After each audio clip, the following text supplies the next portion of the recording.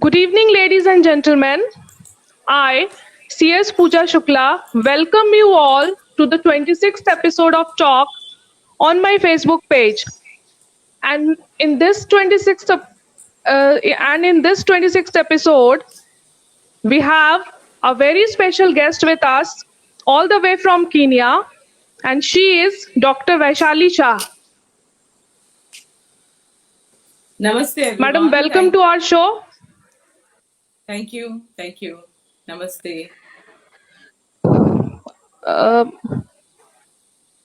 Dr. Vaishali holds master's degree in international business and diploma in internet technologies. She is owner of www.hinduscriptures.com and Sri Vedant Foundation, catering Hindu Vedic contents to seekers worldwide. She is also an author of a book series called Hindu Culture and Lifestyle, written in 3 parts. Her foundation is based in Kenya, India, and UK, which conducts the classes of Hindu culture in various countries. And when I look at her profile, I find many more achievements like awards and recognitions from the eminent personalities, which we will talk which we will talk and discuss in the question answer session. So now I invite Dr. Vaishali Shah.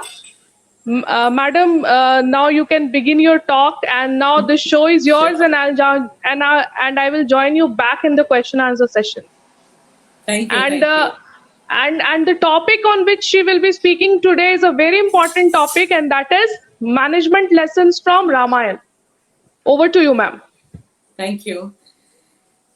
पहले तो जय Shri Ram to everyone, और जितने भी आपके viewers हैं उनको राम मंदिर बनने की, उनके इनॉग्रेशन होने की, उनके शुरुआत होने की सबसे दिल से शुभेच्छा भी देती हूँ, बिकॉज मुझे भी ये पूरा जो 500 साल का जो झमेला था, एक इश्यू था, और ये सब अब फाइनली रिजॉल्व हो रहा है बीजेपी गवर्नमेंट की वजह से, मोदी जी की वजह से, तो सुन के अच्छा लगता है, क्योंकि ये हमारी आइडेंटिटी भी है, हमारी एक धरोहर है, जिसको हम अगर अब नहीं संभाल पाए तो शायद कभी नहीं होगा। तो अब ये हो रहा है, तो उसके लिए आपको बहुत बहुत बधाई। दूसरा कि आज का टॉपिक भी हमने ऐसा सुना है, ऐसा सोचा है, और ऐसा मैंने इसलिए सोचा है इनफैक्ट कि रामायण, क्योंकि जनरली रामायण को लोग एक रिलीजियस टेक्स्ट, यानी एक धार्मिक पुस्तक, या फिर इतिहास का पुस्तक, या फिर एक दंत कथा, या फिर एक वही लोग तो माइथोलॉजी भी कहते हैं इसे, तो उस पॉइंट ऑफ व्यू से देखते हैं।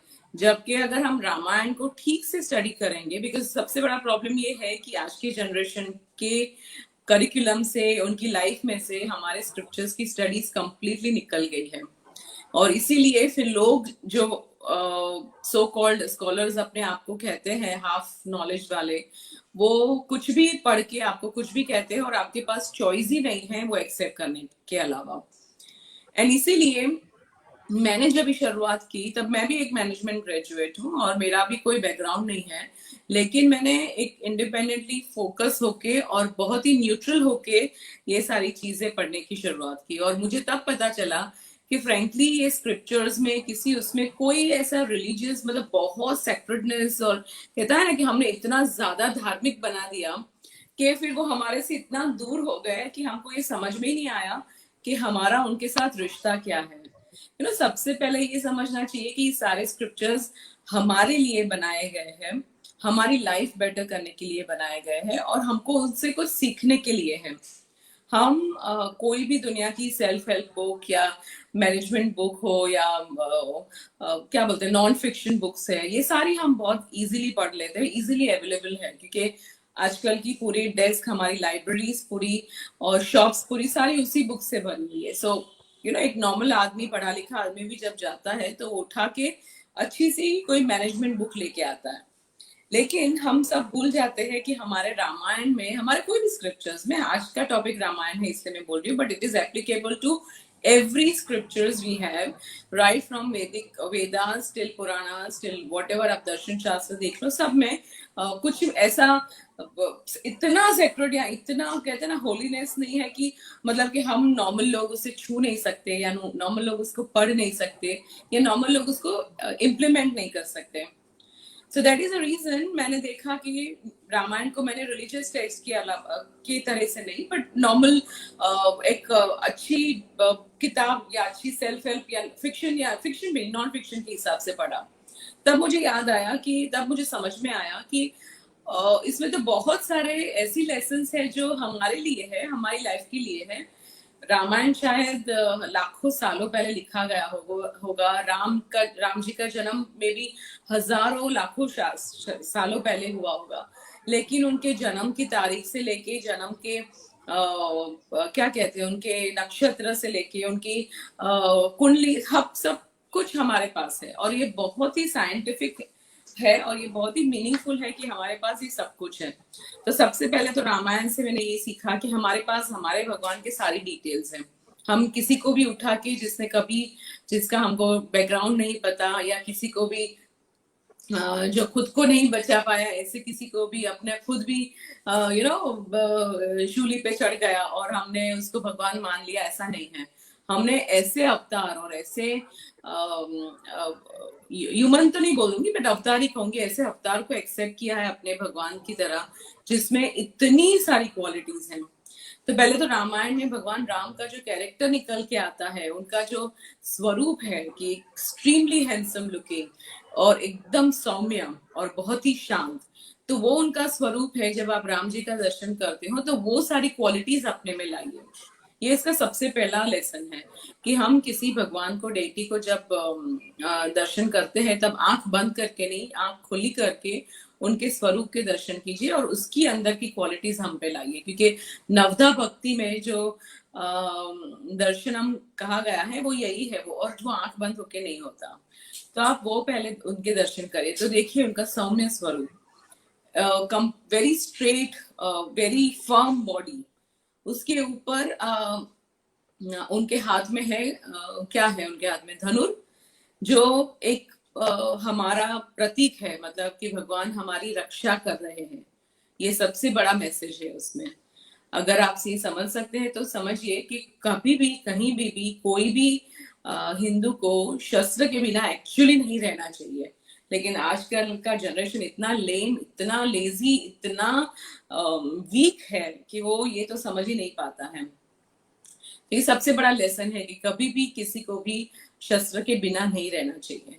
सेकंड, हमको ये भी समझना चाहिए कि ये शस्त्र कभी कैसे उठाना है. मतलब कि हमको हमारे आजू बाजू जो वीक लोग हैं, अब अगर राम को हम अपने फैमिली हेड के साथ कंपेयर करते हैं तो फैमिली का जो हेड होता है उसकी ड्यूटी है वो हर किसी को प्रोटेक्ट करे. तो इसी तरह से वो भगवान पहले तो प्रोटेक्शन का मैसेज देते हैं.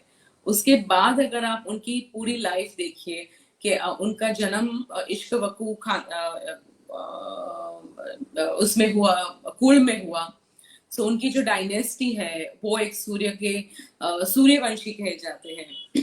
तो पहले तो उनका वंश समझिए कि कहाँ पे उनका हुआ, तो वो भी एक पावरफुल मैसेज है कि अच्छा उनका यहाँ पे हुआ. फिर भगवान राजा दशरथ ने बहुत सारे यज्ञ करके फिर उनका फल जो मिला उसमें से उनका हुआ. सो उन्होंने पहले आने से पहले ही एक एनफोर्समेंट या फिर एक कंफर्मेशन दे दिया कि यस, वैदिक यज्ञ से आप पुत्र कामेष्टि यज्ञ होता है कि आप गोपाल यज्ञ जो भी होता है, तो उसके द्वारा आप अपनी मटीरियलिस्टिक इच्छाएं पूरी करके ले सकते हैं. पहले तो first of all let's understand कि यज्ञ के द्वारा एक्चुअली वो कोई भगवान पाने के लिए ही नहीं होते हैं, बहुत सारे रीजन से होते हैं. अगर आपको वेल्थ चाहिए, आपको पावर चाहिए, आपको लैंड चाहिए, आपको शादी करने, विवाह का प्रश्न है, बच्चे के प्रश्न है, पुत्र या पुत्री का प्रश्न है, तो आपको यज्ञ कर सकते हैं. तो पहले तो वो आए एक यज्ञ के द्वारा, ये सबसे बड़ा लेसन उनका है. उसके बाद आप उनकी लाइफ देखिए कि जब छोटे थे और लक्ष्मण के साथ जब घूमते थे या फिर खेलते थे, तब भी उनका अपने बड़े होने का, अपनी लीडरशिप का उन्होंने जो प्रमाण दिया है वो बहुत ही इंटरेस्टिंग है। तो पहले तो आजकल की जो मैनेजमेंट की फॉर्मेट है, ऑफिस एटमॉस्फेयर है, वो बहुत ही हाईली पॉलिटिकल, हाईली टॉक्सिक मुझे लगता है। तो मुझे लगता है कि अगर राम की क्वालिटीज हम उसमें डालते हैं कि जो हेड है उसको अपने वीक लोगों को प्रोटेक्ट करना ही है, तो ये सबसे पहला उनका एक फर्ज होता है, या फिर उनका एक रिस्पॉन्सिबिलिटी होती है। तो ये एक उसका बहुत अच्छा रिप्रेजेंटेशन है। उनके बाद उन्होंने धनुर तोड़ा सीता जी के उनके स्वयंवर में। तो उन्होंने एक अच्छा प्रमाण दिया कि उनके जैसा पराक्रमी, उनके जैसा पावरफुल, शक्तिशाली उस टाइम पे कोई और नहीं था, क्योंकि वो सभा उसी लोगों के लिए थी कि सबसे ज्यादा शक्तिशाली जो होगा वो ही धनुर तोड़ पाएगा। तो दिस इज अनदर लेसन कि आज के टाइम पे जो हम लोग का जनरेशन बहुत ही वीक है, पहले तो उनको स्ट्रांग बनाए, फिजिकल हेल्थ सब कुछ है।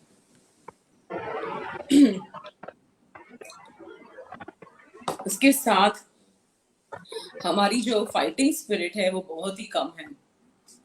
आप सोचिए जब उनका एक टाइम आया कि उनको लड़ने जाना था रावण के साथ, तो उन्होंने वानर सेना को क्यों चुना? और वो चाहते तो वो भरत से कह के वहां अयोध्या की बेस्ट सेना को इनवाइट करके उनके उसके द्वारा रावण मतलब श्रीलंका पे चढ़ाई कर सकते थे, वो नहीं किया।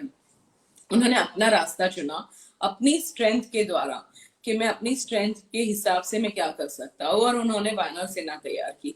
ये एक सबसे बड़ा दूसरा लेसन है कि कैसे हम सबसे छोटे या सबसे वीक सेक्शन को भी पावरफुल करके उनसे कितने बड़े बड़े काम करवा सकते हैं। और ये कोई भी मैनेजमेंट लीडर में या कोई भी कंपनी के लीडर का एक अच्छी ऑब्जर्वेशन होना चाहिए, अच्छा एक अप्रोच होना चाहिए ऐसा वाला।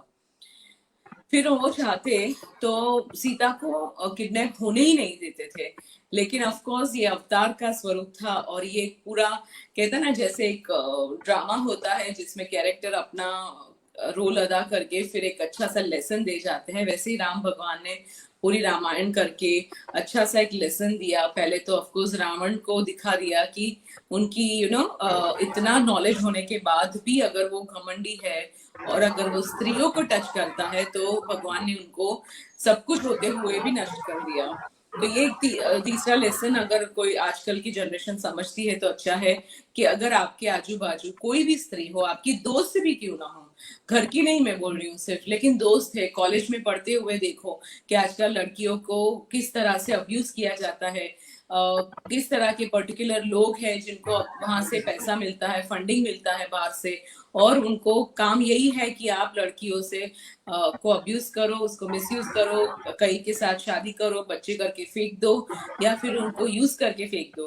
तो ये जो चीज है ये आजकल के बच्चे नहीं समझते, और उनको ये समझने की जरूरत है कि आप घर की सिर्फ नहीं, अपने रिलेटिव नहीं, अपनी बीवी नहीं, लेकिन फ्रेंड्स जो है आपके आजू बाजू में कॉलेज में पढ़ने वाली लड़कियां हैं उनको प्रोटेक्ट करना सीखिए, क्योंकि ये सबसे बड़ा धर्म है और ये सबसे बड़ा कर्म भी है एक्चुअली। तो क्योंकि भगवान राम ने ये लेसन जो दिया है पूरा रामायण में, तो ये एक तो बॉटम लाइन तो यही है कि किसी ने स्त्री को अपमान किया है और उसको ये सजा मिली है।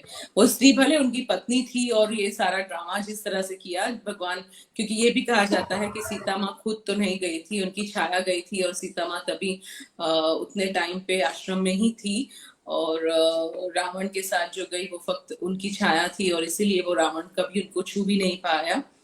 तो ये सारा जो पूरा एक खेल समझ लीजिए आप उसको, अगर समझते हैं तो अगर वो देखेंगे तो आपको समझ में आएगा कि भगवान ने अगर करना था और उनको एक लेसन देना था, उन्होंने कितना अच्छी तरह से डिपिक्ट किया है कि अच्छा उन्होंने जंगल में जाना भी उन्होंने स्वीकार किया, क्योंकि राम भगवान अगर राजा होते और उनकी पत्नी होती तो रावण की कभी हिम्मत भी नहीं होती थी कि वहां पे आके सीता जी का हरण कर सके। ये तो जंगल में थे, निसहाय थे, विदाउट अपने प्रोटेक्शन के बाहर के एरिया में थे, तो उनका अपहरण हो सका। बाद में आप देखेंगे तो भगवान के जो डिवोटीज हैं जैसे कि हनुमान जी हैं, तो हनुमान जी की जो भक्ति है, उनका एकाग्रीपन है और उनका जो फोकस है कि मेरे लिए सब कुछ जो भी है वो राम है, तो ये आप शायद ये किसी भगवान या किसी कहीं पे भी नहीं है इतना अच्छा डिवोशन किसी का किसी भगवान के प्रति। तो ये दूसरा एक अलग से समझने की बात है कि जब तक आपका 100% कोई भी चीज में डेडिकेशन नहीं होता, तब तक आपको उसका फल नहीं मिल सकता। एंड तभी आज राम भगवान जी के साथ हनुमान जी हर जगह, आप कोई भी उनका पिक्चर देख लो तो उनमें राम जी, लक्ष्मण जी, सीता जी के साथ हनुमान जी हैं। तो उसका रीजन है कि उनकी भक्ति और उनका डेडिकेशन क्या था। अब अगर आप देखिए कि राम रावण का जो युद्ध है, बहुत सारी जगहों पे रावण को बहुत सारे क्या कहते हैं बूंस, बहुत सारे ऐसे आशीर्वाद मिले थे, कैसे उनको मिला गया, कहा गया था कि इस वजह से अब कोई नहीं मार सकता, ऐसे बहुत सारी चीज थे। लेकिन वो सारी चीज राम भगवान ने तोड़ दी। उन्होंने भी अपने हिसाब से, अपने पावर से वो सारी चीज को नष्ट किया। तो ये यहाँ पे ये आजकल की जनरेशन को, मैं मैनेजमेंट इसलिए कहती हूँ कि आजकल की जनरेशन को मैनेजमेंट की लैंग्वेज ही समझ में आती है। आपको पता है मैनेजमेंट स्कूल में पर्सनालिटी ए एंड बी सिखाया जाता है। So Ram is someone who falls into that personality A. दूसरा यहाँ पे स्ट्रेटेजी सिखाई जाती है। तो आप सोचिए कि उनकी भगवान की वॉरफेयर स्ट्रेटेजी कितनी अलग थी कि उन्होंने ऐसे लोगों से काम करवा लिया, ऐसे लोगों से उनको इतना एम्पावर करके किया। एंड ये सबसे बड़ी क्वालिटी है किसी भी, अगर किसी को भी एक अच्छा लीडर बनना हो तो वो अपने आजू बाजू के लोगों को किस तरह से एम्पावर करता है, वो यहाँ से पता चलता है। और अगर आप देखेंगे कि वानर यानी वो तो मनुष्य के स्वरूप में भी नहीं है, तो आप ये भी समझ सकते हैं कि ऐसा स्वरूप, ऐसे लोग, या फिर आजकल के टाइम पे may be less educated, less privileged ऐसे लोग हैं, आप अगर उनको एम्पावर करते हैं तो आप कितने लोगों का भला हो सकता है। और वो वही चीज अगर आप बिजनेस में अप्लाई करते हैं तो आप कितने सारे जॉब्स क्रिएट कर सकते हैं, अपॉर्चुनिटी बिजनेस की कर सकते हैं, नए इनोवेशंस कर सकते हैं। तो ये चीज ऐसी है कि आजकल की जनरेशन, मैंने आई एम सॉरी टू से, लेकिन मैं अभी बहुत टाइम से बॉम्बे में हूँ, मुंबई में हूँ, और मैं देख रही हूँ कि किस तरह से लोग काम करते हैं। परफेक्शन नहीं है, प्रोफेशनलिज्म नहीं है। आजकल के बच्चों को सिर्फ सैलरी चाहिए, मंडे टू फ्राइडे काम करना है, सैटरडे संडे को काम नहीं करना है। बट फ्रेंकली एंटरप्राइजिंग अगर आपको बनना है तो संडे जैसा कोई चीज ही होती नहीं है, हॉलीडे जैसी चीज होती नहीं है। मैंने अपने फादर में भी नहीं देखी और मेरे हस्बैंड में भी नहीं है।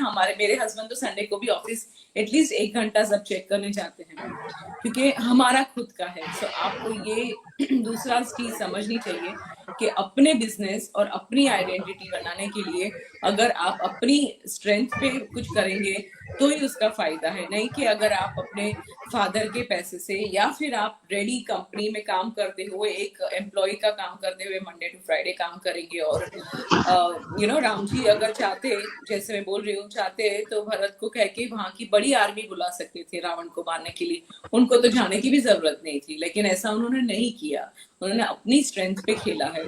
सो यही चीज अगर आप समझते हैं तो समझिए कि अपनी स्ट्रेंथ पे अगर आप खेलोगे, अपनी स्ट्रेंथ पे अपनी लाइफ की नींव रखोगे, तो आपको आपकी सक्सेस की रेट भी डिफरेंट होगी और उसके फायदे भी डिफरेंट होंगे। मैंने लास्ट किसी एपिसोड में अभी रिसेंटली कहा था, राम जी के बहुत सारी लाइफ में ऐसे सारे इंसिडेंट्स है कि बहुत लोग क्वेश्चन करते हैं कि सीता जी को उनको क्यों छोड़ दिया, उनको जंगल में क्यों जाने दिया। तो मैं आपको बताऊं कि ये सबसे बड़ा एग्जाम्पल है कि हम राम राज्य क्यों एक्सपेक्ट करते, क्यों ऐसा कहते हैं कि अगर बेस्ट एग्जाम्पल अगर है तो राम राज्य का है। मतलब वो एक अल्टीमेट गोल है किसी भी राज्य, किसी भी देश को बनने का, और किसी भी नेता को, किसी भी लीडर को राम बनने का, क्योंकि उन्होंने अपने पर्सनल रिलेशन के आगे अपने राजधर्म को रखा और अपनी ड्यूटी को रखा। और जब वो टाइम आया कोई भी रीजन से, तो सीता मैया को लगा कि नहीं, मुझे उनकी इमेज को बिगाड़ना नहीं है, उनके काम को बिगाड़ना नहीं है। मैं चाहती हूँ कि वो हमेशा मर्यादा पुरुषोत्तम रहे, और ये भी रहे कि भगवान राम सबसे बड़े राजा और सबसे अच्छे इतने लाखों सालों के बाद भी कहलाते हैं, तो वो सीता जी का सेक्रीफाइस था, सीता जी का डिसीजन था कि वो जंगल में जाए और महल का त्याग करे। ऑफ कोर्स उनका ध्यान, उनको पता था कि वो सगर्भ है, और उन्होंने अपनी अपनी ड्यूटी पूरी की, बच्चे को बड़े किया, उनका एजुकेशन हुआ पूरा। उनके बाद जब उनको पता चला, तब उनको पता चला कि वो कौन है। तो बाद में उन्होंने अपना देखी, अपना जो अपनी ड्यूटी पूरी हो गई थी, तो वो फिर छोड़ के चले गए। तो इसको आज की जो फेमिनिस्ट लोग हैं वो जो लेडीज की एक पहले की लेडीज की जो एक सेक्रीफाइस वाली और कंट्रीब्यूशन की वाली जो वो थे ना, जो एक चाह, वो आज की फेमिनिस्ट लेडीज नहीं समझ पाती है, because today's feminist ladies only want to fulfil their own desires, and that could be anything, it could be anything, actually it could be anything, because मैंने देखा है जो so called feminist ladies है, they just, I mean, they are not doing great in their lives, it's just that they are always fighting with men, they always want to demean them, they want to insult them, and then they want to think that I am the greatest. So this is something which we all need to understand, that कि ladies का एक role उस time पे जो था, आज के time पे नहीं हो रहा है, और because we have not understood the importance of being a woman. एक तो पहले हमारे पास पावर है किसी और एक जीव को लाने की, जो बहुत बड़ा पावर है, जो प्रकृति के सबसे ज्यादा नजदीक है, प्रोक्रिएशन वाला जो पावर है। क्योंकि बहुत सारी चीज हो सकती है, लेकिन आप किसी को जन्म नहीं दे सकते, साइंस कितना भी वो कर ले, लेकिन वो गर्भ बना के उसको जन्म नहीं दे सकता। उनको भी एक तो वो छोटा सा उसको भी एक हमारी बॉडी में से एक चीज चाहिए, जिससे के कारण वो बर्थ दे सके। सो आई थिंक, आई होप आपके ऑडियंस को आज का टॉपिक, कि हमको उनकी क्वालिटी से, मैंने ज्यादा फोकस उनकी स्टोरीज पे इसलिए किया है, सो दैट आप उनकी स्टोरीज को, उनकी जो लाइफ है पूरी, रामायण को, राम भगवान को पहले समझे, उसके बाद उसको रिलेट करें कि हमारी आज की लाइफ में उसको हम कैसे इन्वाइट कर सकते हैं। सो आई होप आपके ऑडियंस को ये समझ में आया हो। सो पूजा जी, आपको अगर और क्वेश्चंस है तो please ask.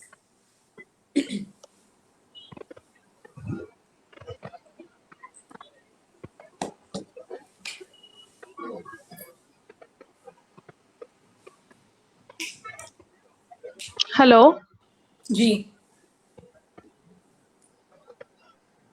Ji Pooja ji, if you have any questions, please ask. Can you hear me?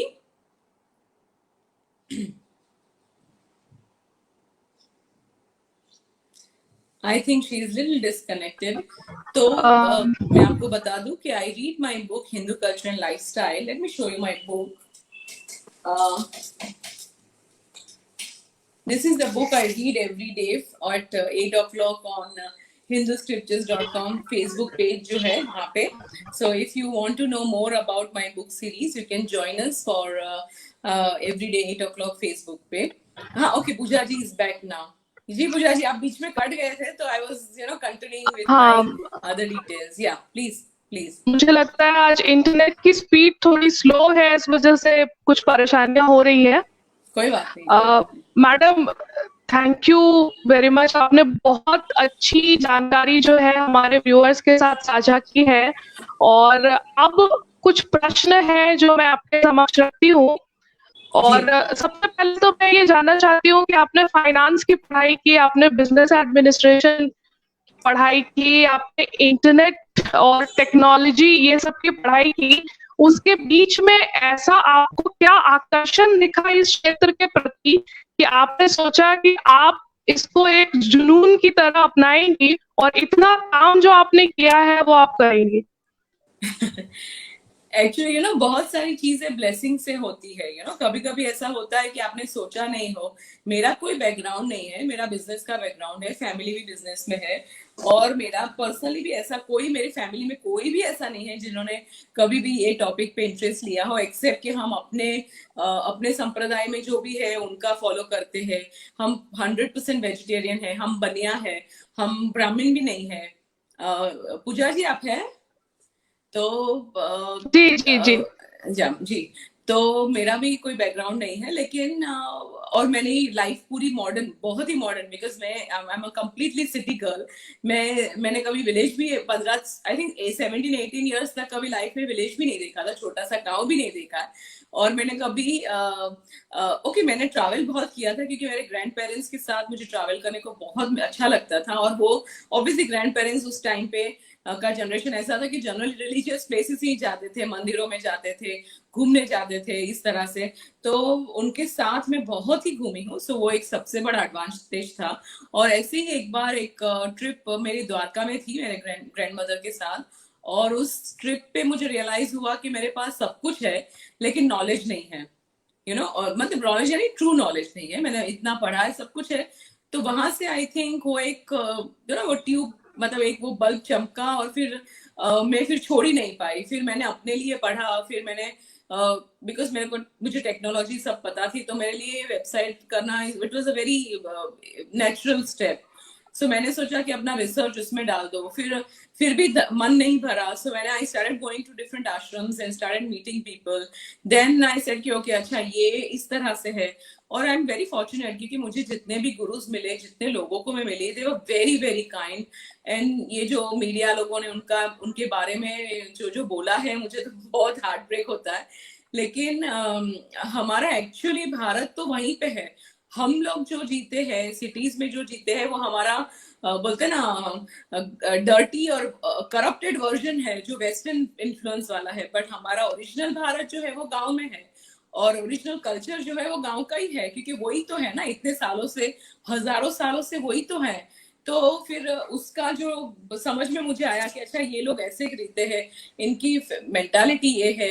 तो मुझे कहीं पे भी इसमें एक सबसे बड़ा चीज मैं बताऊं, सबके लेडीज के लिए बोलते हैं ना कि बहुत सप्रेस्ड है इंडिया में, मुझे कहीं पे नहीं लगा। हमारे कल्चर में हमारे इतनी सारी देवियां का पूछते हैं।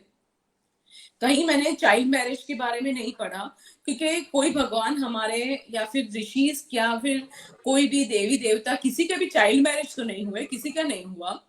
तो ये कल्चर कहाँ से आया? सो ये सारी चीज मैंने, जो शास्त्रों में है और सोसाइटी में है, उसका मैं थोड़ा सा डिस्कनेक्ट दिखा।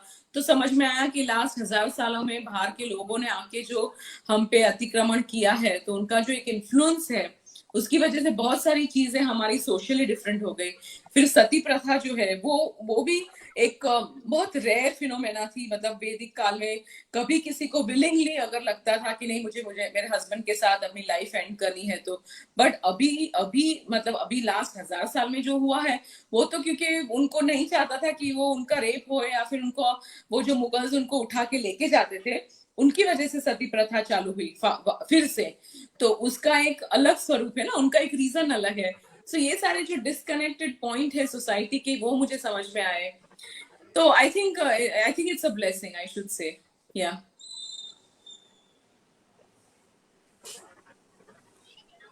जी, प्रोफाइल को देखते वक्त, मैडम मेरी आवाज आ रही है आप तक? जी जी जी जी, आपका वीडियो कट हो रहा है, बट आपकी वॉइस ठीक है। आपके मैडम, मैंने आपके प्रोफाइल को जब देखा आपकी वेबसाइट पे जाके, तो मैंने वहां एक चीज देखी कि आपने आपके हस्बैंड के सहयोग से कीनिया में एक शिव टेम्पल का निर्माण करवाया। तो आप हाँ हमारे दर्शकों को बताएं कि उसमें क्या परेशानी आपको हुई वहां, उस एक विदेशी जमीन पर टेम्पल कंस्ट्रक्ट कराने में? नहीं, एक्चुअली केन्या बहुत ही ब्यूटीफुल कंट्री है, पहले मैं आपको बोल दूं। और वहां पे लोगों को रिलीजन में बहुत अच्छी रुचि है, भले थोड़े सुपरफिशियल भी है। बहुत लोग मुझे बहुत ऊपर ऊपर से सुपरफिशियल भी लगे, लेकिन उनको एक रुचि है। उनको लगता है कि हमारे मंदिरों को वो करना चाहिए। तो अब ऐसे कोइंसिडेंटली हो गया कि एक मंदिर ऑलरेडी पड़ा था वहां पे, जंगल में था एक्चुअली, तो काफी अंदर में, जहाँ पे लोग 40 किलोमीटर सिटी से ड्राइव करके जाते थे। तो मेरे हस्बैंड के पास वो आया प्रपोजल उसको रिफॉर्म करने का, और मैं थी साथ में। तो मैंने हस्बैंड को सपोर्ट किया, ऐसे नहीं हम करते हैं। फिर ऐसा हुआ कि फिर हमारे पास ये आ गया, और फिर हमने कंप्लीटली नया बना दिया। तो मतलब वो 100 साल के बाद शिव जी जब हुए, तो उनको अभी नया स्वरूप चाहिए था, तो उन्होंने हमको चुन लिया। मतलब हमने नहीं चुना, उन्होंने हमको चुन लिया, और हमको बोल दिया कि भाई हमारा काम कर दो। तो फिर हमसे हो गया वो काम। और आज भी हमारा वो मंदिर हमारे फाउंडेशन के अंदर है। हर संडे लोग जाते हैं क्योंकि 40 किलोमीटर अंदर है, तो it is not very easy, रास्ते भी थोड़े टफ है और वेदर सबसे बड़ा चैलेंज है क्योंकि वहां पे अगर बारिश आती है, साल में 2 बार बारिश आती है, तो आती है 3-3 महीना तो रुकती नहीं है, सो पानी भर मतलब वैसे जनरल सबके प्रॉब्लम्स होते हैं वैसे, लेकिन वो इतना ब्यूटीफुल टेम्पल अब हो गया है और आई थिंक वो भी एक ब्लेसिंग्स ही है, जैसे मैंने बताया बहुत सारी चीज ब्लेसिंग से होती है, तो हमने तो नहीं चुना लेकिन आई थिंक शिव जी ने हमको चुन लिया कि चलो आप कर दो, तो फिर वो बन गया और अब अच्छी तरह से है, अब it is still under our foundation, हम अब तक तो हमारे पास है, फिर इवेंचुअली हम किसी को देना पड़ेगा क्योंकि हमारे बाद भी हमें उनकी प्लानिंग तो करनी पड़ेगी ना, तो इवेंचुअली हम किसी ना किसी मंदिर के साथ एसोसिएट करवा देंगे उनका। ये बहुत सराहनीय कार्य है मैडम, क्योंकि हम लोगों ने देखा है कि भारतवर्ष में जो लोग अपनी कल्चर और अपने सभ्यता को दरकिनार करके वेस्टर्नाइजेशन की तरफ आकर्षित हो रहे हैं, वैसे में ना केवल आप देश के लिए बल्कि विदेशों में भी हिंदू धर्म से जुड़े जो कार्य है साइंटिफिक वे में आप उसका प्रचार प्रसार कर रही हैं, तो आपको इसके लिए बहुत बहुत धन्यवाद, आपको थैंक यू। साधुवाद। और मैंने एक और देखा कि आपने एक मुहिम छेड़ रखी है कि जो अफ्रीकन जो कॉन्टिनेंट है उसको आप वेजिटेरियन बनाना चाहती हैं, शाकाहारी बनाना चाहती हैं, तो इस विषय में भी हमारे दर्शकों को आप बताएं। पहले आपको मैं पहले अपना इंडिया का ग्राफ बता दूं, 100 साल पहले तक हम लोग 95% पीपल वर वेजिटेरियन, और आज का ग्राफ क्या है कि 70% लोगों ने नॉनवेज खाया हुआ है या फिर खा रहे हैं या फिर उन्होंने चखा है, तो पहले तो हम अपना ग्राफ देख लें कि कितना बुरा है।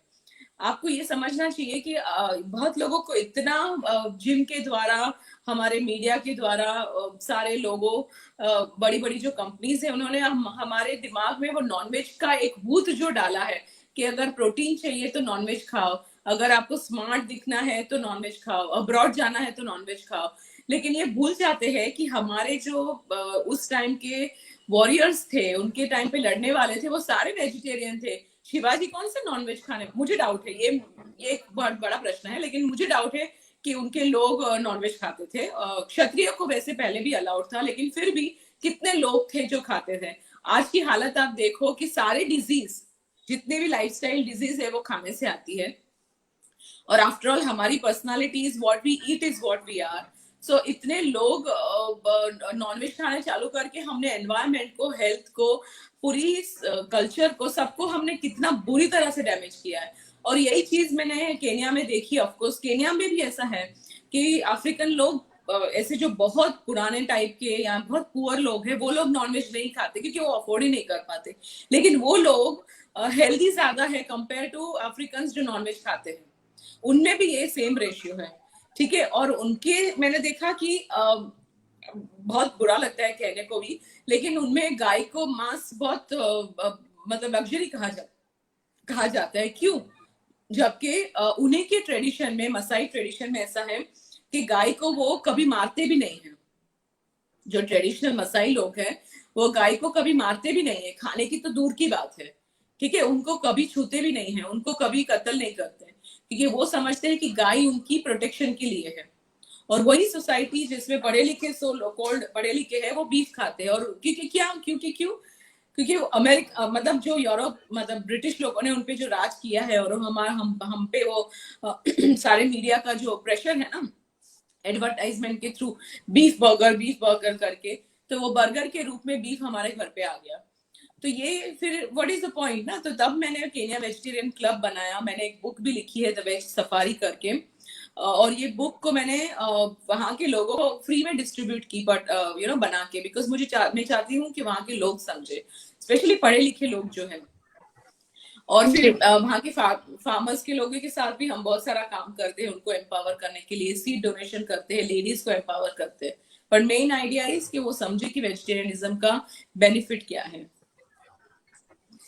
जी, बहुत बहुत अच्छा कार्य है आपका ये, और निश्चित रूप से देश ही नहीं बल्कि विदेशों में भी, और यूके, अफ्रीका, जहां भी आप काम कर रही है वहां के लोगों को भी इसका फायदा मिलेगा निश्चित रूप से। मैडम, आपने जो पुस्तक लिखी है, उस पुस्तक के विषय में आप हमारे दर्शकों को थोड़ा बताएं कि जो पुस्तक आपने लिखी है, आइडिया कहाँ से आया आपके पास, और फिर कैसे आपने रिसर्च वर्क किया और फिर कैसे आपकी पुस्तक जो है वो तैयार हुई? मतलब मेरी वेबसाइट तो अच्छी खासी चल रही थी, तो मैं सोच रही थी कि उसको नेक्स्ट लेवल पे क्या होना चाहिए। और मुझे लगा कि हम लोग बहुत थियोरी पे है, मतलब बहुत लोगों को थियोरिटिकली हिंदुइज्म के बारे में पता है, लेकिन हमारी प्रैक्टिकल लाइफ से जो कल्चर चला गया है और हमको खुद फॉलो नहीं हो रहा है, तो उसकी वजह से मैंने ये बुक, मैं अभी वही, आप जब जैसे आपका स्क्रीन चला गया था तब मैं दिखा रही थी कि ये बुक है हिंदू कल्चर एंड लाइफस्टाइल, जिसमें मैंने तीन लेवल की है, जिसमें मैंने जो हमको फॉलो करना चाहिए। फॉर एग्जाम्पल हमारे फेस्टिवल कैसे है, कौन सी हमारी पूजाएं है, हमको कौन सी करनी चाहिए, कौन से हमारे रिचुअल्स है। और सुबह उठ के आपको जैसे हम पहले कराग्रे वस्ते लक्ष्मी वाला श्लोक कहते हैं, तो थोड़े बहुत बेसिक श्लोक हमको होने चाहिए। फिर हमको हमारे भारत के अंदर ही, क्योंकि बहुत सारे ऐसे लोग हैं कभी बहुत ट्रैवल नहीं करते, लोग ऐसे भी है जो सिर्फ अब्रॉड ट्रैवल करते हैं। तो ये दोनों कैटेगरीज के लोगों के लिए मैंने बताया है कि भारत में ऐसा क्या क्या है, क्यों देखने चाहिए, हमारे कितने ज्योतिर्लिंग्स है, कितने चार धाम क्या है, हमारे ये कुंभ मेला की साइट क्या है। तो ये जो पूरी इंफॉर्मेशन जो हमको पता होनी चाहिए, बेयर मिनिमम इन एवरीथिंग, मतलब साइंस के बारे में भी, हमारे पहले के साइंटिस्ट कौन थे, और जिनको हम साधु और ऐसे धोती वाले, मतलब उनको लगता है कि भाई उनको कुछ भी बोल दिया, ऐसा नहीं है। हमारे सारे ऋषि साइंटिस्ट थे, हमारे वही साइंटिस्ट है, वो हमारे साइंटिस्ट है। और ये हमारे जितने भी इनोवेशंस है, कोई भी इनोवेशन ऐसा नहीं है जो मैंने अपने स्क्रिप्चर्स में नहीं पाया। तो ये मैंने ऑफकोर्स मेरी टीम के साथ बैठ के, क्योंकि मैं हर इनोवेशन के बारे में बोलती थी, फॉर एग्जाम्पल न्यूटन का लॉ है तो वो कहाँ पे हमारे स्क्रिप्चर्स में है, तो मेरी टीम मुझे बताती थी। तो इस तरह से बुक बनी। और आपने हिंदुइज्म पे बहुत सारी बुक देखी होंगी और वो बहुत इंटरेस्टिंग है, अच्छी है। बट मेरे बुक में आपको अगर रीइंफॉर्मेशन चाहिए और साथ में अगर आपको जानना है कि आपको क्या फॉलो करना चाहिए, तो ये बुक एक फैमिली के लिए है। ये बुक सीरीज कोई भी ये बुक के पढ़ेगा, अपने घर पे रखेगा, तो उसको समझ में आएगा कि उसके फायदे क्या है। और फिर वैसे ही उसका हिंदू कल्चर एंड लाइफस्टाइल मैंने नाम रख दिया। और फिर मैंने अब मैं उसी बुक के प्रमोशन में हूँ। और दूसरा ये भी है कि ये बुक का मेरा कोई प्रॉफिट रिलेटेड कुछ भी नहीं है, it's not a commercial project at all. मुझे उनके पैसे में कुछ, मेरा तो कुछ हो भी नहीं सकता, क्योंकि I live a different lifestyle, तो मुझे उसके पैसों में भी इंटरेस्ट नहीं है। इसलिए हम लोग उनकी प्रिंटिंग और डिलीवरी कॉस्ट जो है उतना ही हम चार्ज करते हैं। और अमेजोन, फ्लिपकार्ट और नोशन प्रेस तीनों में वो अवेलेबल है। और आप जिसको भी इंटरेस्ट है वो ले सकते हैं। तो मैं दर्शकों से अनुरोध करूंगी कि अगर आपको हिंदू कल्चर एंड लाइफस्टाइल के बारे में अगर जानकारियां चाहिए, एक जगह पे चाहिए, तो मैडम की जो लिखी किताब टीम के रिसर्च के रिजल्ट के तौर पर उन्होंने जो उस किताब को लिखा है और उसका पब्लिकेशन कराया है, आप जरूर उसे खरीदें और पढ़ें, जिससे कि आपको जो आपका कल्चर क्या है और कैसा आपका लाइफस्टाइल होना चाहिए, इसकी पूरी जानकारी आपको मिले। अब जब मैं उन अवार्ड्स की तरफ देखती हूँ मैडम जिससे आपको नवाजा गया, तो मुझे बहुत सारे अवार्ड्स मिलते हैं, जैसे जैसे हिंद रत्न अवार्ड है, नवरत्न अवार्ड है। उसके अलावा जब मैं देखती हूँ तो बहुत सारे रिकॉग्निशन है और भी अवार्ड्स है। मैं अगर सबका नाम लेना शुरू करूँ तो लिस्ट बहुत लंबी हो जाएगी और काफी समय लग जाएगा। ऑनरेरी डॉक्टरेट की उपाधि मिली है सोशल साइंसेज में young scientist university of America से। रिकॉग्निशन देखती हूँ तो अप्रिसिएशन लेटर आपको एमिनेंट पर्सनालिटीज से मिला हुआ है इंडिया में, जैसे honourable prime minister Narendra Modi ji से, श्रीमती आनंदीबेन पटेल जी से, मुरारी बापू जी से, और तमाम ऐसे बड़े बड़े जो नाम है वो इसमें शामिल है। तो जी, मैं अब आपसे ये पूछना चाहती हूँ मैडम कि जब आपने अपनी यात्रा की शुरुआत की थी, वो जो दौर था, और आज जब आप अपने काम के साथ इतनी सारी उपलब्धियां देखती हैं, तो आपको कैसा महसूस होता है? अच्छा लगता है, क्योंकि मुझे सबसे बड़ा सेटिस्फेक्शन इस बात का है कि मैं 2014 में एक वो वर्ल्ड हिंदू कांग्रेस की कॉन्फ्रेंस में गई थी जो दिल्ली में था, और वो फर्स्ट था उस टाइप का कॉन्फ्रेंस। तो मतलब ये सबसे बड़ा जोक है। उस कॉन्फ्रेंस में मैं तो एज एन अटेंडी गई थी, और मैंने ऑफ कोर्स मेरा जो इंटरेस्ट है एजुकेशन का उसी में पार्टिसिपेट कर रही थी। तो वहां पे मैंने ओपन फोरम में बताया कि हमको वैदिक एजुकेशन सिस्टम होना चाहिए और हमारे स्क्रिप्चर्स हमारे यूनिवर्सिटी में पढ़ाने चाहिए। फिर मुझे अगर मेरे बच्चे को से फॉर एग्जांपल या किसी को भी अपने बच्चे को आर्ट्स में डिग्री चाहिए, तो मुझे दर्शन शास्त्र में क्यों नहीं मिल सकती। फिर मैंने कहा कि बच्चों को रिलीजन क्यों नहीं पढ़ा जाता। तो तब मुझे लोगों ने डिस्कार्ड कर दिया। मुझे मेरे से लोग एकदम डर गए कि ये कौन सी एलियन वाली बात की है। और ये बिफोर बीजेपी गवर्नमेंट के पहले की आने की बात कर रही हूँ, नॉट आफ्टर मोदी जी के। और लोग हंस रहे थे कि ये कौन सी कहाँ की बात कर रही है, कितनी एम्बिशियस बात कर रही है। और people were like trying to make a distance from me because they thought कि कभी नहीं होगा। और आप देखिए 6 साल में आपको पता है कि हमारा तो मिनिस्ट्री का नाम भी चेंज हो गया पहले तो, जो कभी नहीं हुआ। तो मुझे सबसे बड़ी खुशी तो यही है कि मुझे सबसे जो अगर बड़ा चेंज देखना था वो मुझे एजुकेशन डिपार्टमेंट में देखना था। अब तो शुरुआत हुई है। मुझे चाहिए कि हमारे सारे स्क्रिप्चर्स यूनिवर्सिटी में एज एन इंडिपेंडेंट सब्जेक्ट पढ़ने चाहिए, लोगों को उनमें डिग्री मिलनी चाहिए, उसी के हमको स्पेशलाइजेशन होनी चाहिए, उसी में पीएचडी होनी चाहिए। आपको पता है कि हमको हमारे स्क्रिप्चर्स में पीएचडी अब तक नहीं मिलती थी, वो जर्मनी में मिलती थी। किसी को डॉक्टरेट नहीं मिलता था, मतलब समहाउ कोई सब्जेक्ट था ही नहीं, पता नहीं क्या फॉर्मेट था वो। ये मेरा 10 साल पहले का ऑब्जर्वेशन है, अभी का नहीं है, बट ये था। तो मुझे ये सबसे बड़ा सेटिस्फेक्शन अगर कोई चीज का है तो यही है कि मैंने जो किया मुझे अब दिख रहा है, क्योंकि अब ये विजिबल है ना। अब लोग एजुकेशन के बारे में सोच रहे हैं, मिनिस्ट्री में सोच रहे हैं। मैंने ये लेटर मोदी जी से लेके हर किसी को दिया है कि ये मेरे आइडियाज है, आप ऐसे करो। मैं सोचती हूँ कि एसएम होना चाहिए, हमारा बोर्ड होना चाहिए, वैदिक एजुकेशन बोर्ड क्यों नहीं है, मेरे पास सर्टिफिकेट होना चाहिए। फिर हमारे जितने भी पुजारी है ना, जैसे कि आउटसाइड इंडिया क्या होता है, मैंने मंदिर बनाया तब पता चला कि अगर उनकी जॉब के लिए उनको उनकी वर्क परमिट निकाली है तो उनकी डिग्री हमको चाहिए। तो उनके पास तो कोई सर्टिफिकेट प्रोसेस ही नहीं है। अभी रिसेंटली मैंने देखा कि थोड़े लोग जो है वो अपने यूनिवर्सिटी के थ्रू, जैसे कि वो गुजरात में क्या है, भाई जी का है ना, भाई जी का सांदीपनी आश्रम, हाँ, तो सांदीपनी स्कूल, तो वहां से कुछ लोग कुछ देते हैं। तो आज की तारीख में किसी के पास सर्टिफिकेशन की प्रोसेस ही नहीं है। क्यों नहीं है? हमको पुजारी है, प्रीस्ट है, तो वो ही इज अ सर्टिफाइड एम्प्लॉय ना, वो ऐसा थोड़ी हवा में थोड़ी है। तो अगर प्रीस्ट की भी जो एक क्या कहते हैं उनका जो काम है, जो पुजारी का काम है, वो भी एक काम है ना, वो एक प्रोफेशन है। आप उनको इतना डिस्कार्ड करके रखा है कि जैसे कि वो हमारे इकोसिस्टम में एग्जिस्ट ही नहीं करते, ऐसा तो नहीं होता ना। तो अब मुझे वो रिजल्ट दिख रहा है, तो मुझे अब अच्छा लग रहा है। पहले तो नहीं लग रहा था अच्छा, लेकिन जब से मैंने ये शिक्षा सुना है कि ये होने वाला है, तब से मुझे थोड़ा अब अच्छा लग रहा है। और मैं अब चाहती हूँ कि अब ये प्रॉपरली मैंने जो अपने आइडियाज रखे हैं एजुकेशन बोर्ड्स के, और वो अभी अब वैसे ही होने चाहिए कि लेडीज का एजुकेशन अलग होना चाहिए। वो सारे हैं, वो वीडियोस मैं अभी बना रही हूँ, मैं बाद में रिलीज करूंगी कि उसमें मैंने थोड़े बहुत सारे पॉइंट्स रखे हैं कि ऐसे होना चाहिए।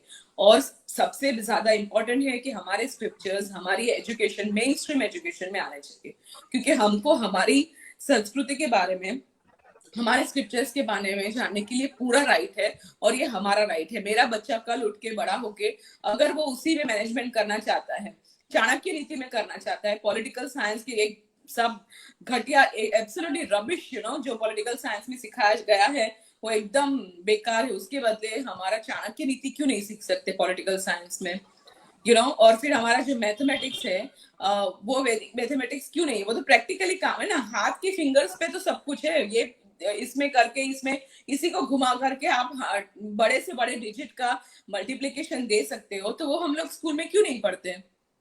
तो यही चीज जो है वो अब अगर होती है, और अब वैसे तो हो ही रही है, आई एम वेरी हैप्पी, तो अब थोड़ा अच्छा लग रहा है। बाकी तो अवार्ड्स रिकॉग्निशन वो सब चीज की कोई वैल्यू नहीं है। जब वो एक्चुअली मिनिस्ट्री लेवल पे जाके लोगों की लाइफ में आएगा एज अ सिस्टम, तो ही उसकी मतलब है। जी, तभी आप उस उद्देश्य को पूरा होते देखते हैं जिस उद्देश्य के लिए आपने इतनी मेहनत की है। और अब आपके व्यक्तित्व से जुड़े कुछ और सवाल हम आपके सामने रखते हैं मैडम।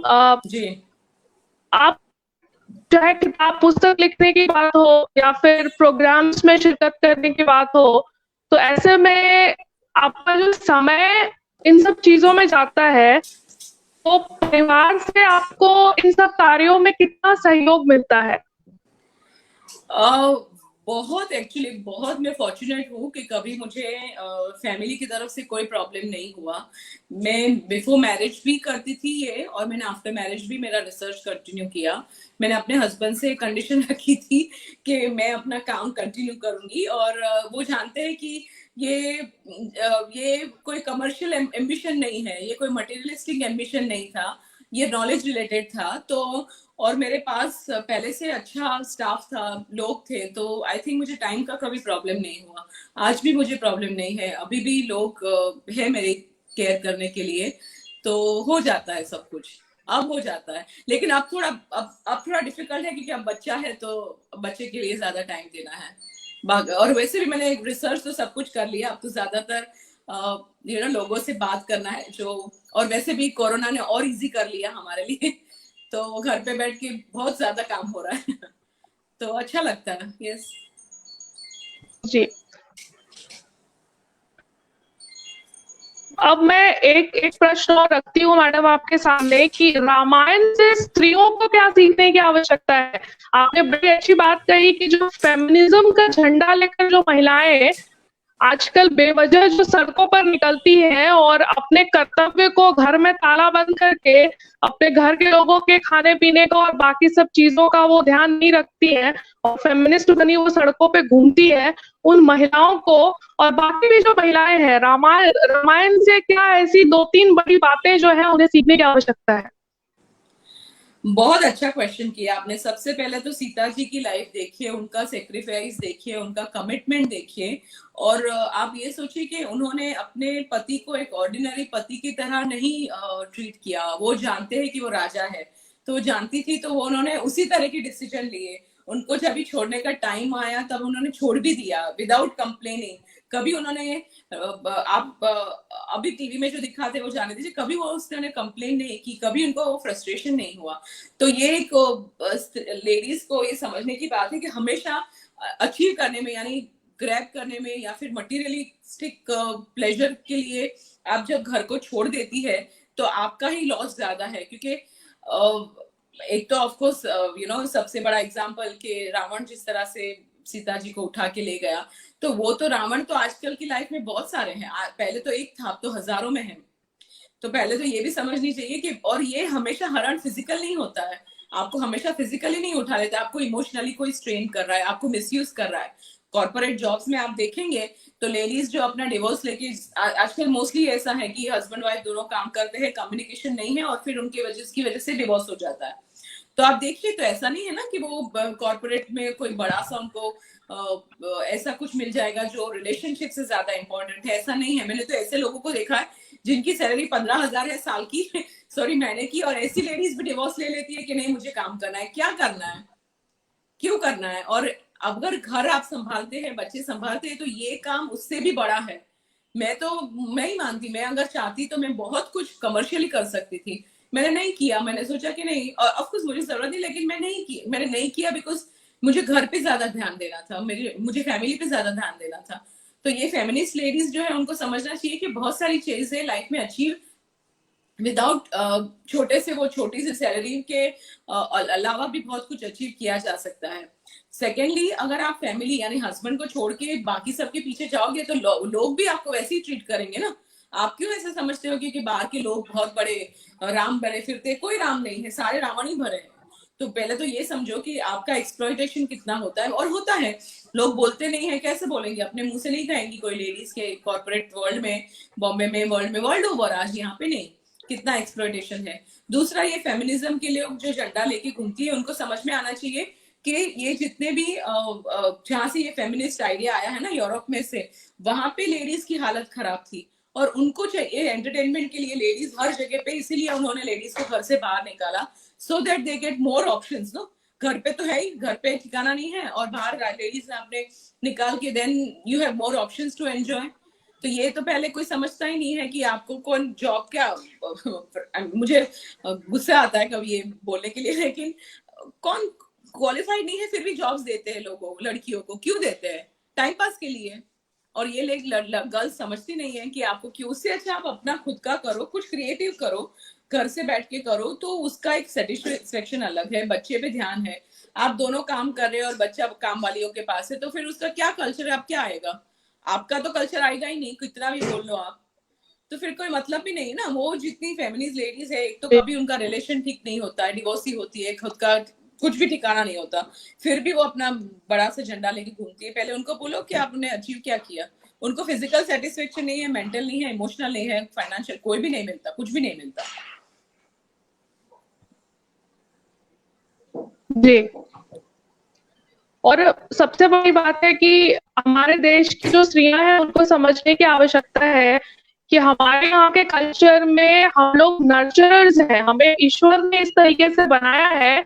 हम बाहर का कार्य भी करना चाहे तो करें, लेकिन इस शर्त पे ना करें कि हम फेमिनिज्म का झंडा उठाएंगे और हम घर के लोगों को नहीं देखेंगे और हम उनके साथ दुर्व्यवहार करेंगे और बाकी जो लोग हैं उनके लिए हम काम करेंगे और बेतुकी जो बातें हैं, जो डिमांड्स हैं, उसको रखेंगे।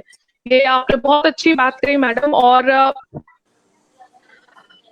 अब चूंकि आपका फाउंडेशन 3 देशों में कार्यरत है मुख्यतः, ऐसे तो आप लोग जितने भी देश है वहां सब जगह जो शिक्षा है, हिंदू स्क्रिप्चर्स की जो शिक्षा है या जो कल्चर है उसकी शिक्षा दे रहे हैं। ये जानकारी हमें आपके वेबसाइट से मिली है, लेकिन 3 देश में मुख्यतः जो है आप लोग काम कर रहे हैं।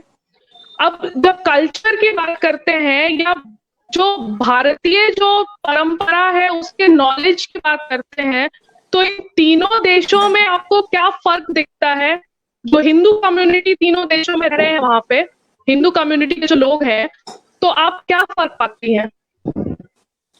देखिए, पहले तो मैं बहुत सारे मैंने जैसे बताया डिस्कनेक्ट है कि भारत की जो मेट्रो सिटीज है उसका कल्चर डिफरेंट है।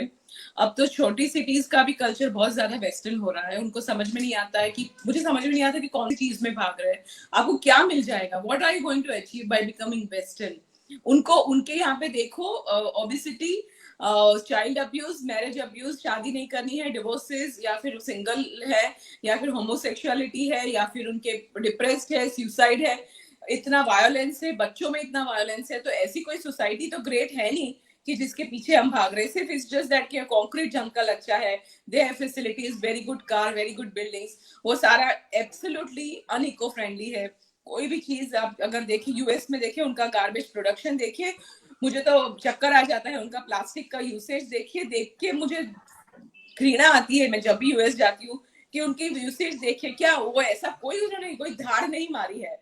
So that is what they need to understand कि हमको हमारी जो लाइफ है, इंडिया की जो लाइफ है, वो पहले ओरिजिनल लाइफ जो थी बहुत ही इको फ्रेंडली, सटल, सेटिस्फेक्शन था, रिलेशनशिप था, इमोशंस था, सब कुछ था, ड्रामा था, इतने फेस्टिवल्स है, हम लोग इतना लोगों से मिलते हैं, ये सब था। और अभी क्या है, लोग अपने जॉब्स के पीछे, काम पे के पीछे फेस्टिवल नहीं करते, अपने ट्रेडिशंस नहीं फॉलो करते, कस्टम्स नहीं करते। सबसे बड़ा जोक भारत का ये है कि लोग दिवाली के टाइम पे हॉलिडेज पे जाते हैं। पूरे दुनिया में लोग क्रिसमस में अपने फैमिली के घर पे, अपने घर पे जाते हैं फैमिली के साथ क्रिसमस मनाने के लिए।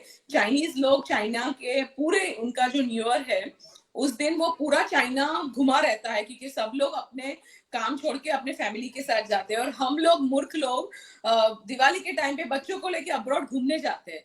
तो आप कभी सेलिब्रेट करोगे? Diwali is a time which is time for celebration with family, no. फिर उनके ट्रेडिशंस फॉलो करो। 5 दिन को जो है वो एक तो ऑफकोर्स आपकी नेगेटिव एनर्जी को बाहर निकाल के पॉजिटिविटी लाने के दिन है, ठीक है। उनके बहुत सारे उसके रीजन है कि हम लोग अपने घर पे चोपड़ा पूजन करते थे या लक्ष्मी पूजन करते थे, वो सब तो करते नहीं है। और फिर वो अलक्ष्मी का जो हमारी लाइफ में आती है, मैं अलक्ष्मी इसलिए कहती हूँ क्योंकि इसके साथ हमारे साथ डिसीज आती है, प्रॉब्लम्स आते हैं, बहुत सारे इश्यूज आते हैं। अगर वो लक्ष्मी अगर शुभ नहीं है तो ये सब होता है। तो आप ऐसे ही, आप जब फैमिली के साथ रहने का टाइम है तब आप घूमने जाते हैं। तो सबसे बड़ा प्रॉब्लम तो मैंने भारत में ये बड़ा देखा। दूसरे देशों में ऐसा है कि बिकॉज वो लोग ने पूरा साइकिल देख लिया है, मटेरियलिस्टिक साइकिल, तो उनको पता है कि अगर हम अपनी फॉलो नहीं करते कल्चर तो हमको क्या नुकसान है? तो वो अब स्ट्रगल कर रहे हैं, उनको अब वापस ABCD से जैसे बोलते हैं ना चालू करना है, हमारे बेसिक लेवल को समझना है। इसीलिए वो लोग बहुत ज्यादा ट्राई करते हैं कि हिंदू धर्म में के बारे में जाने, अपने कल्चर को जाने। लोगों स्पिरिचुअल गुरुज को बुलाते हैं, कथा करवाते हैं बच्चों के लिए, पाठशाला छोटे छोटे रखते हैं, उनके लिए सेंटर्स करते हैं। तो वो लोग आज के टाइम पे लंदन में रह के कोई अपने धर्म के बारे में ज्यादा जान सकता है compare to India, and which is not a good thing, क्योंकि हमारे पास यहाँ पे कोई इकोलॉजिकल वो मतलब सिस्टम ही नहीं है। हमारे कितने बच्चे हम लोग वो छोटी सी पाठशाला में या फिर अपने कल्चर के बारे में जानते हैं, स्कूल में कोई एक्सपोजर नहीं है और घर में रहा नहीं है, तो कहाँ जाएंगे? जबकि वहां पे ये एटलीस्ट वो लोग तो ट्राई करते हैं। अफ्रीका में भी सेम है, एटलीस्ट दे ट्राई। भले थोड़ी मुझे हिपोक्रेसी लगती है कहीं ना कहीं, लेकिन एटलीस्ट वो ट्राई तो करते हैं अपने मंदिरों को, अपने कल्चर को संभालने के लिए। फिर बच्चों को वो अलग अलग टाइप के कल्चरल प्रोग्राम्स करवाते हैं, तो उसके थ्रू पता चलता है फेस्टिवल के बारे में, डांस के बारे में, हमारे डिफरेंट आर्ट्स के बारे में। तो ये जो बड़ा सा डिस्कनेक्ट है, पहले तो बिकॉज मैं अभी भारत में हूँ, तो मुझे लगता है कि यहाँ के लोगों को मैं बोलूँ कि पहले इसके लिए तो कुछ करे, अपने बच्चों को रामायण के ड्रामा में करवाए। उनके मैं छोटी सी बात कहती हूँ, स्कूल की केजी स्कूल में बच्चे, मतलब मेरा छोटा बच्चा को मैंने देखा, उसको बाबा ब्लैक शिप सिखाते हैं, ठीक है, तो हम क्यों सिखा रहे हैं भाई? हमको क्या है इंग्लिश मीडियम? मेरे यहाँ के वेरी अनफॉर्चुनेट बॉम्बे में, मुंबई में स्कूल में 2 साल के बच्चे को चाइनीज सिखाते हैं। नाउ कैन यू इमेजिन, 2 साल के बच्चे को चाइनीज क्या करना है? हिंदी सिखाते नहीं है, संस्कृत तो बहुत दूर की बात है। तो ये तो पहले और दुर्भाग्य जी, और दुर्भाग्यपूर्ण ये हो जाता है कि बच्चा अगर स्कूल प्रोमाइसेस में हिंदी बोलता है तो उसके लिए उसको पनिश किया जाता है, उसको पीटा जाता है कई दफे, ऐसा भी देखा गया है। तो अपने देश में वो जिस भाषा को आपने राजकीय भाषा बना रखा हुआ है, या फिर जो आपके कामकाज की भाषा है, उस भाषा को, और हमारे यहाँ तो हमारा जो बिहार, झारखंड, उत्तर प्रदेश और आसपास के जो क्षेत्र है, यहाँ के लोगों की तो मातृभाषा है वो, क्योंकि वो हिंदी में ही बोलते हैं। हिंदी में ही बोलते हैं। और यहाँ पे जब ये खबरें आती हैं तो ऐसा लगता है कि हम लोग कौन सी सदी में अभी भी जी रहे हैं और क्या कर रहे हैं। बहुत दुर्भाग्यपूर्ण है। मेंटली हम लोग अभी भी ब्रिटिश राज के अंडर हैं। जी, और मुझे लगता है कि जो नई शिक्षा नीति आई है उसमें बहुत सारे पॉइंट्स जो आप चाहती थी वो सब है। अभी बहुत सारे तो नहीं है, बट थोड़े बहुत है जी, थोड़े बहुत है अभी, और बहुत कुछ करने की जरूरत है, मतलब बहुत कुछ। It's a big task. इसीलिए मोदी जी को थर्ड टर्म करने की बहुत ही जरूरत है, क्योंकि वो रूल्स बना लेंगे, फिर वो इम्प्लीमेंटेशन लेवल पे भी तो आना चाहिए। तो अगर मोदी जी थर्ड टर्म पे आते हैं तो शायद कंप्लीटली वो बोलते हैं ना, रूट तक जाएगा, नहीं तो नहीं जा पाएगा। जी, और अब हम देख रहे हैं घड़ी की तरफ जब देखते हैं तो समय जो है अब समापन की तरफ बढ़ने का इशारा कर रहा है, क्योंकि हमने 1 घंटे का समय कैसे पूरा कर लिया इसकी खबर तक नहीं हुई, और इतना अच्छा लग रहा था इन विषयों पर आपसे बात करके। मैडम, अब एक रिक्वेस्ट मैं आपसे करना चाहती हूँ कि आप वसुधा, आप गुजरात से रहने वाली है? सॉरी वसुधा, आप गुजरात से है, गुजरात की रहने वाली है? अच्छा, कोई क्वेश्चन कर रहा है आपसे? नहीं, मैं ये कहना चाहती हूँ कि आप जो भी मातृभाषा है, अगर आप गुजरात से हैं तो गुजराती होगी। तो मैं आपसे ये रिक्वेस्ट करना चाहती हूँ कि जो भी गुजराती दर्शक यहाँ आपको देख रहे हैं, या जो लोग गुजराती समझते हैं, तो आप या आपके क्षेत्र के जो लोग आपके माध्यम से इसको बाद में देखेंगे या देख रहे होंगे, तो मैं ये चाहती हूँ कि आप गुजराती में, आपकी अपनी मातृभाषा में उन्हें कुछ संदेश दें आज इस पटल से। ठीक है। જય શ્રી કૃષ્ણ બધાને। તમે આજનો એપિસોડ ડેફિનેટલી જોજો, તમને ખ્યાલ આવશે કે કેટલી બધી વસ્તુઓ આપણે જે ભૂલી ગયા છે આપણા કલ્ચર, આપણા સાહિત્યમાં કે આપણા ટ્રેડિશનમાં, તો તમને ખ્યાલ આવશે। અને તમે અમારી વેબસાઇટ બી જુઓ અને મારી બુક સિરીઝ બી જુઓ, તો આપને ખબર પડશે કે એમાં કેટલી બધી વસ્તુઓ જે પહેલા ભૂલાઈ ગઈ છે એ ફરીથી આપણે કેવી રીતે આપણી લાઈફમાં લઈ શકીએ। જય શ્રી કૃષ્ણ। बहुत बहुत धन्यवाद मैडम कि आप आज हमारे बीच यहाँ आई और आपने Ramayana management lessons from Ramayana पे इतनी अच्छी जो है वो आपने जो भी चीजें जुड़ी हुई हैं उससे उस पे इतने अच्छे आपने व्याख्यान दिया, इतनी अच्छी आपने व्याख्या की उसकी। और निश्चित तौर से आपने बहुत सारे ऐसे पहलुओं से भी हमारे दर्शकों को रूबरू कराया जिससे कि लोग सामान्यतः जब व्याख्यान देने के लिए आते हैं, टॉक के लिए आते हैं, लेक्चर के लिए आते हैं, तो वो बचना चाहते हैं कि ये इश्यूज पे अगर हम बोलते हैं तो कहीं कंट्रोवर्सी हो जाएगी या कहीं कुछ परेशानी में ना हो जाए, कुछ लोगों को अच्छा लगेगा, कुछ को बुरा लगेगा। लेकिन इसलिए मैं आपको थैंक यू कहना चाहूंगी कि आपके मन में जो भी बातें थी, जो भी दिल में आपके था, मन की सारी बातों को आपने बड़े ही अच्छे ढंग से, बहुत ही अच्छे तरीके से आपने जो है वो हमारे दर्शकों के समक्ष रखा।